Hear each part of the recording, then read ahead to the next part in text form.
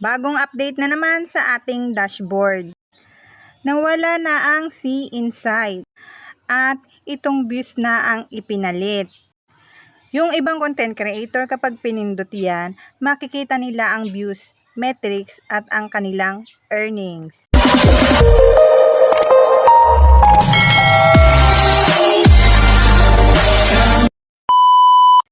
Pero sa akin, nung pinindot ko yan, makikita mo lang ay yung mga nag-comment, nag-shares, at yung mga nag-react.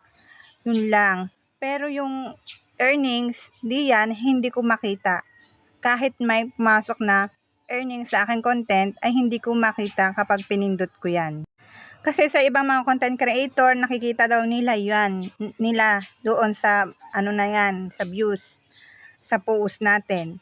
Yung kanilang earnings sa akin, wala. Pupunta pa ako doon sa aking dashboard. Ayan. Tapos ito makikita nga na may napasok naman sa akin na earnings kahit 0.1, 0.1 yan, 0.2, 0.2 ay may napasok pa rin sa aking earnings kahit na wala akong See Insight.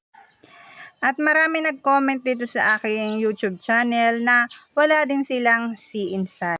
Ayan, may nagsabi, lahat yata. Sabi, oo nga po, nagulat ako.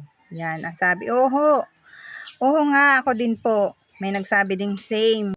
At may nagsabi din na ako din idol. Ngayon lang to. Sabi, ako rin idol. Yan, same sis.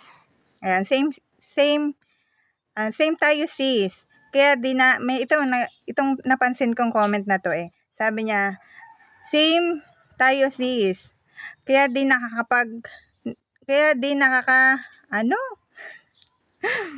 sorry, malabo na ang mata. Sabi niya, same tayo sis. Kaya di nakaka-earnings yung mga upload ko. Yan, hindi nagkakaroon daw yung earnings yung mga upload niya kasi wala siyang See Insight. Ayun yung sabi niya dito sa aking YouTube channel. Pero ako, kahit wala akong See Insight, yan yung pinakita ko, ay meron naman pumapasok sa akin kahit senti-sentimo.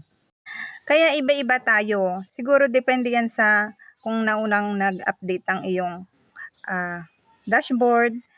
Ay minsan kasi may nauuna, may nahuhuli, hindi naman sabay-sabay ina-update. At minsan talagang zero talaga ang earnings. Minsan may mababa, minsan mataas ang earnings. Depende yan sa content. Tapos itong bagong mukha ngayon ng ating professional dashboard ay dati engagement ang nakalagay. Yan, ngayon interaction na. At marami nagtatanong kung bakit bumaba ang number at bumaba ang figures nito. Bumaba lahat. Ganito kasi yan, engagement noon, ang binibilang ng system, mga views, clicks, at interaction, profile visit, at mga simpleng activity ng viewers. Kaya kahit maraming manonood lang, ay tumataas agad ang engagement. Pero ngayon, mahigpit na ang system. Sa measurements, interaction na kasi ang focus. Ibig sabihin, gusto na nila makita kung sino talaga ang mga nakikipag-interact sa content mo. Hindi sapat ang manonood lang. Mas importante na ngayon kung may nag-comment, may nag-share, at may nag-save. Mas pinapabura na ni Meta ang koneksyon sa audience. Kung kayo ay may ibang katanungan, mag-comment lang kayo sa aking comment section. At kung ito ay na-experience ko, nalaman ko, ay masasagot ko po ito. Katulad niyang mga nag-comment sa aking YouTube channel na ito, na marami sila. Salamat sa inyong pag-comment, salamat sa panonood ng aking content, salamat at binigyan nyo ng oras at nag-comment kayo sa aking content na iyan. At nakaka-relate naman talaga sila dahil wala silang See Insight. At ayan lang po yung aking based on my experience kung bakit wala akong See Insight. At kung bago ka pa lang sa aking YouTube channel, don't forget to subscribe.